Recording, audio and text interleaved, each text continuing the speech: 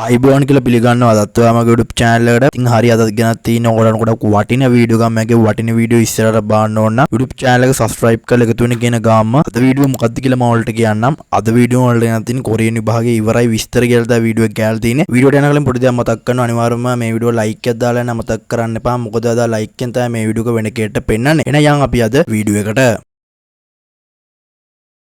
ඉතින් ගොඩක් කට්ටිය බලන ඇති මේ කොරියන් විභාගය ඉවරයි කියලා මොකද්ද මම මේ thumbnail එක දාලා ඕගොල්ලන්ව දැනුවත් කරන්න හදන්නේ කියලා. ඉතින් මම ඒක මුලින්ම ඕගොල්ලන්ට මේ වීඩියෝ එකේ මුලදීම කියලා ඉන්න 2024 කොරියන් එක්සෑම් එක මේ වෙනකොට ඉවර වෙලා තියෙනවා. මොකද ගොඩක් කට්ටිය මගෙන් අහපු දෙයක් තමයි අයියේ 2024 කොරියන් එක්සෑම් එක මේ වෙනකොට ඉවරයිද කියලා ගොඩක් කට්ටිය මගෙන් ඇහුවා. ඉතින් ඒක නිසා මට හිතුණා වීඩියෝ එකක් ගැනලා ඕගොල්ලන්ව දැනුවත් කරන එක හොඳයි කියලා. ඉතින් 2024 කොරියන් එක්සෑම් එක ගැන කියනකොට 2024 කොරියන් එක්සෑම් එක කාණ්ඩ දෙකකට තමයි පැවැත්වුවේ. පළවෙනි කාණ්ඩයයි දෙවෙනි කාණ්ඩයයි කියලා. ඉතින් දෙවෙනි කාණ්ඩෙත් වැඩ මේ වෙනකොට මේ මාසයේ මුල් සතිය වෙනකොට ඉවර වෙලා තියෙනවා. 2024 CBT එක්සෑම් එක මේ වෙනකොට සම්පූර්ණයෙන්ම ඉවර වෙලා තියෙනවා. ඉතින් මේ වෙනකොට 2024 දෙවෙනි කාණ්ඩේ එක්සෑම් එක ලියපු කට්ටිය බලන් ඉන්නේ ඕගොල්ලන්ගේ කට් ඔෆ් මාර්ක් දෙනක. ඉතින් මම හිතනවා කට් ඔෆ් මාර්ක් එක ඊළඟ සතිය වෙනකොට ඕගොල්ලන්ට නිකුත් කරයි කියලා ගොඩක් දුරට. ඉතින් මම දැක්ක මේ වෙනකොට සෝෂල් මීඩියාස් වල ගොඩක් කට්ටිය ෆේක් කට් ඔෆ් මාර්ක් දාගෙන අඩුවෙන් ලකුණු ගත්ත කට්ටියව බය කරලා තිනවා. ඉතින් මම ඕගොල්ලන්ට කියන්නේ 2024 කොරියන් එක්සෑම් එක දෙවෙනි කාණ්ඩේ ලියපු කට්ටියට කියන්නේ ඕගොල්ලෝ බය වෙන්න එපා. ඕගොල්ලෝ ගත්ත ලකුණත් එක්ක විශ්වාසයෙන් ඉන්න අනිවාර්යයෙන්ම හොඳ දෙයක් ඉස්සරහට වෙයි කියලා මම හිතනවා. ඉතින්